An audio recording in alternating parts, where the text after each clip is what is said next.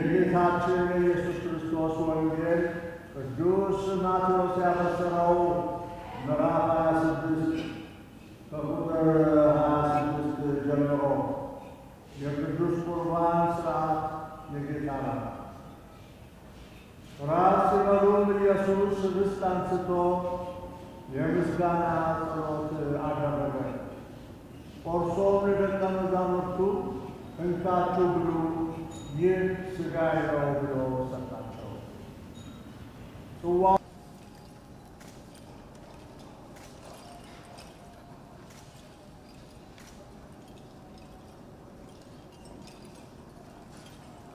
ሁሉም በሚችል ሰማይና ምድር ውቅያኖስን በውስጡ ያሉትን ሁሉ በፈጠረ በእግዚአብሔር አብ ሰይጣን ሆይ ከወይራው ፍጥረት አርቀሃለሁ።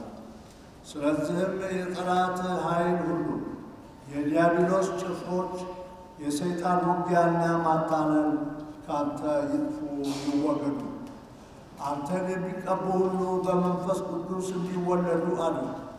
በኃያሉ በእግዚአብሔር አብ ስም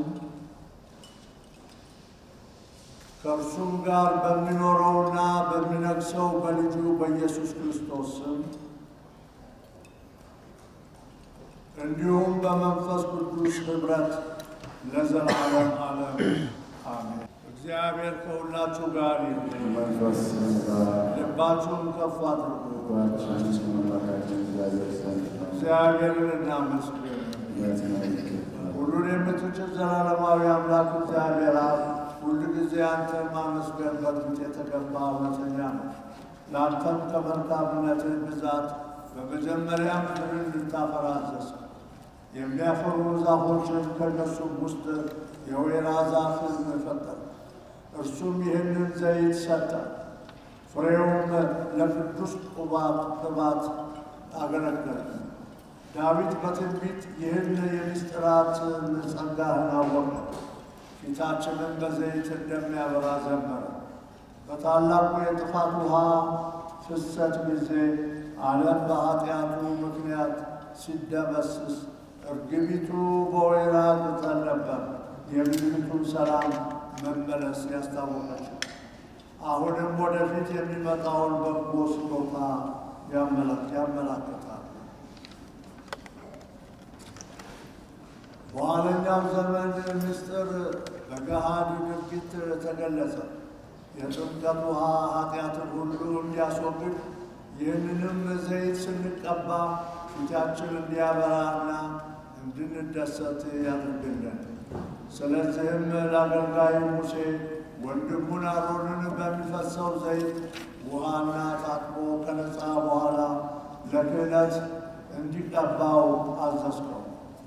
ልጅ ጌታችን ኢየሱስ ክርስቶስ በዮርዳኖስ ወንዝ በዮሐንስ እጅ ሲጠመቅ የበለጠ ክብርም ተጨመረ። መንፈስ ቅዱስም በርግብ አምሳል ወደ እርሱ ተላከ። በኋላም በድምፅ ምስክርነት ብቸኛ ልጅህና የምትደሰትበት መሆኑን ተገለጸ። በወንድሞች መሃል በደስታ ዘይት ለመቀባት የተገባ መሆኑን ነቢዩ ዳዊት እንደዘመረው አንተን በግልጽ አረጋገጥክለት። ሁሉን የምትችል የዘላለም አምላክ ቅዱስ እግዚአብሔር ሆይ በዚህ በልጅህ በኢየሱስ ክርስቶስ ስለዚህ እንለምናለን። ቅዱስህንም ኃይል በውስጡ እንድታኖር የቅባት ስሙም በእርሱ አግኝቷልና የልጅህ የክርስቶስ የተቀባው ኃይል እንዲያድርበት በባርኮትህ ከፍጥረት የተገኘውን ዘይት ቀድስልን።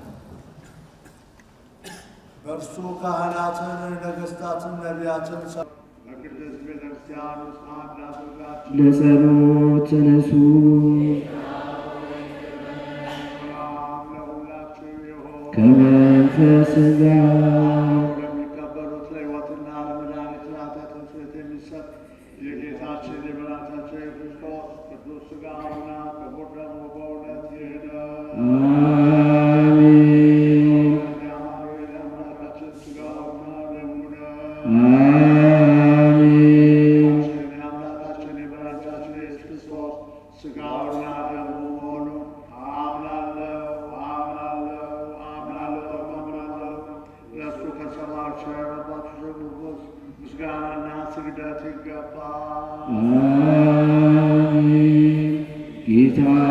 ኢየሱስ ክርስቶስ ሆይ ስላስቆጣውና ስላሳዘንኩ በፊትህ ክፋትን ስለሠራው ባሪያና በአምሳለ ፈጠርከውን ነፍስና ሥጋዬ ትእዛዝህን በማፍረስ